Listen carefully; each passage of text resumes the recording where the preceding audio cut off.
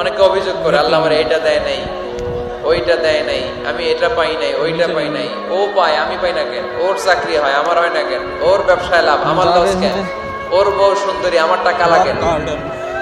আছে না নাই? না, অভিযোগ করবেন না।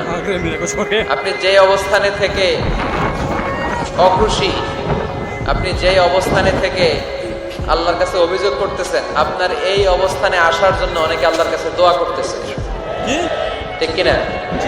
তা আপনি এই অবস্থানে খুশি না। অনেকে এই অবস্থানে আসতে চায়, তাদের স্বপ্ন যে তারা একদিন আপনার স্থানে আসবে, কিন্তু আপনি আপনার জায়গায় থেকে খুশি না।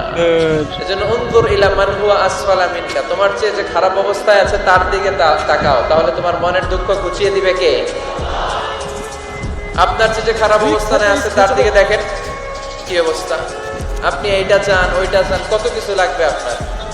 হসপিটালে যে দেখেন ক্যান্সারে আক্রান্ত রোগীদের কি অবস্থা দেখেন। ক্যান্সার যার নেই কোনো অ্যান্সার, বাঁচবে না সে। ওরে যে জিজ্ঞেস করেন ভাই আমি তো বাড়ি চাই, গাড়ি চাই, আমার অনেক অভিযোগ, আমি এটা চাই ওটা চাই, তুমি কি চাও? ক্যান্সার আক্রান্ত রোগীটা বলবে আমি কিচ্ছু চাই না, আমি খালি বাঁচতে চাই। ক্যান্সার আক্রান্ত রোগীটা কি চায়? শুধু কি চায়? বাঁচতে চায়। আর আমাদের অনেক কিছু লাগবে, এজন্য বেঁচে যে আছি এই জন্যই আলহামদুলিল্লাহ। শ্বাস প্রশ্বাস যে নিতে পারতেছি, বেঁচে আছি, অনেক দিয়েছে প্রভু, আর কিছু লাগবে না আলহামদুলিল্লাহ। পড়েন, চাওয়ার কোনো শেষ নাই। আছে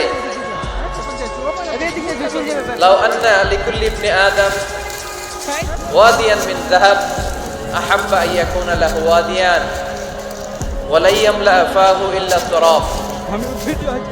প্রত্যেক বনি আদমকে আল্লাহ তাআলা একটা করে স্বর্ণের পাহাড়ের মালিকও যদি বানিয়ে দেয়।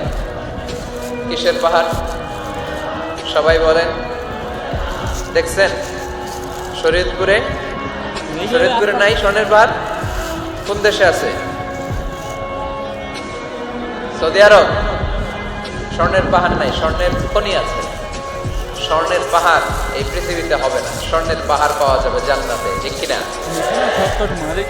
প্রত্যেককে যদি আল্লাহ একটা করে স্বর্ণের পাহাড়ের মালিকও বানিয়ে দেয়, তারা আরো একটা স্বর্ণের পাহাড়ের মালিক হতে চাইবে। আচ্ছা বুঝে শুনে উত্তর দেন তো, আল্লাহ যদি আমাকে একটা স্বর্ণের পাহাড়ের মালিক বানিয়ে দেয়, আমার 14 পুরুষ এই পাহাড়, স্বর্ণের পাহাড় কেটে কেটে ভেঙে ভেঙে বিক্রি করে খেয়েও এই পাহাড়ের অর্ধেকও কি শেষ করতে পারবো? স্বভাব, ঠিক কিনা? স্বভাব কি? তো একটা স্বর্ণের পাহাড়ের মালিক যদি আমি হই, আমার 14 পুরুষ খেয়েও শেষ করতে পারবে, তারপরেও আমি আরেকটা কেন চাই? স্বভাব। আল্লাহর হাবিব বললেন এটা স্বভাব। ওয়ালা ইয়ামলা আফাহু ইল্লা তুরাব, কবরের মাটি ছাড়া কোনো কিছুই তার এই জিহ্বাটারে থামাতে পারবে। যার আছে যত বেশি তার আরো চাই তত বেশি। মানুষের আছে যত বেশি তার চাই তত বেশি।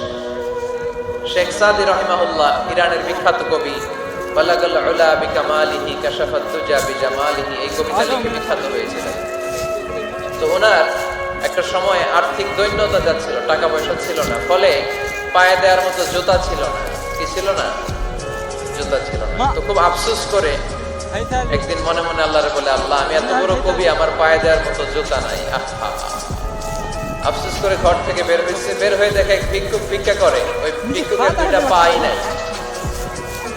ভিক্ষুকের 2টা, আর কবি সাহেবের কি নাই? জুতা নাই। কবি সাহেব যখন এই দৃশ্য দেখছে, হায় রে আমার তো পা আছে, এর তো পাই নাই, সেজদায় পড়ে গেল।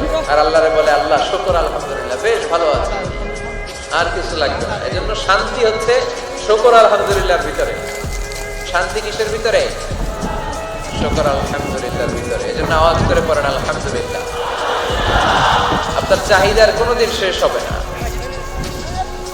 দেখবেন যার পা নাই সে পা দেখে আফসোস করে, ইস লোকটা হেঁটে যায়, কি সুন্দর যায়, আমি তো হাঁটতে পারি না, যদি হাঁটতে পারতাম, যদি 2টা পা থাকতো। যার পা আছে সে সাইকেলওয়ালাদেরকে দেখে আফসোস করে, ইস আমার যদি একটা সাইকেল থাকতো তাহলে তার হাঁটা লাগতো না, সাইকেল দিয়ে বাজারে যেতাম। যার সাইকেল আছে